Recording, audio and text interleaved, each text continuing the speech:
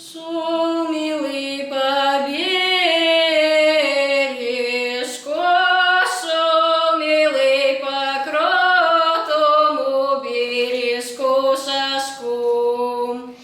Переход себе искал, отломил он жердочку,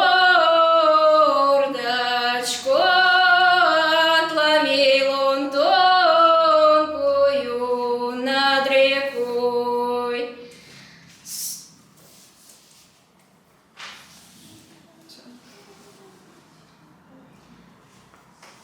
Сам по жердочке пошел. Сам по жердочке, сам по жердочке пошел. Жердочка прогнулась, шапочка стряхнулась золотых волос.